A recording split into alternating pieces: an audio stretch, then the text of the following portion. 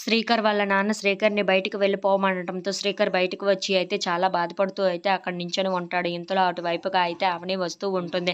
అక్కడ ఉన్న శ్రీకర్‌ని చూసి, "ఏంటి శ్రీకర్ నువ్విక్కడే ఉండిపోయావా?" అని చెప్పేసి అయితే అడుగుతూ ఉంటుంది. ఆ మాటలు వినగానే అక్కడ ఉన్న శ్రీకర్ అయితే, "ఏంటి వదిన నువ్వు కూడా అలాగే మాట్లాడుతున్నావు? అంటే నన్ను ఇంట్లో నుండి గెంటేసారా? పూర్తిగా గెంటేసారా? నన్ను మర్చిపోతారా మీరందరూ?" అని చెప్పేసి అయితే అడుగుతూ ఉంటాడు. ఆ మాటలు వినగానే అక్కడ ఉన్న అవని అయితే, "ఏంటి శ్రీకర్ అలా మాట్లాడుతున్నావు? నిన్ను మర్చిపోవటం ఏంటి? నువ్వంటే నాకు ఎంత ఇష్టమో నీకు తెలియదా? నిన్ను ఎలా మర్చిపోతాను? ఈ ఇంట్లో నిన్ను గంటేస్తున్నప్పుడు నాకు ఎంత బాధగా అనిపించిందో నీకేం తెలుసు శ్రీకర్. అయినా సరే నిన్ను ఇంట్లోకి ఎలాగైనా తీసుకువస్తాను. నీ ఇంట్లోకి తీసుకొని వచ్చే బాధ్యత నాది. అలాగే శ్రేయతో నీకు పెళ్లి చేసే బాధ్యత నాది. మీ ఇద్దరిని ఈ ఇంట్లోకి తీసుకొని వచ్చే బాధ్యత నాది" అని చెప్పేసి అయితే అంటూ ఉంటుంది. ఆ మాటలు వినగానే అక్కడ ఉన్న శ్రీకర్ అయితే చాలా సంతోషిస్తూ ఉంటాడు.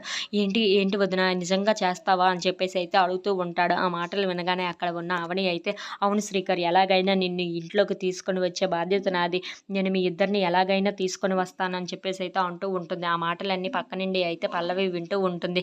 "ఏంటి వాళ్ళిద్దరికి పెళ్లి చేసి ఇంట్లోకి తీసుకొని వస్తావా? ఎలా తీసుకొని వస్తావో నేను చూస్తానని" చెప్పేసి అయితే అనుకుంటూ ఉంటుంది.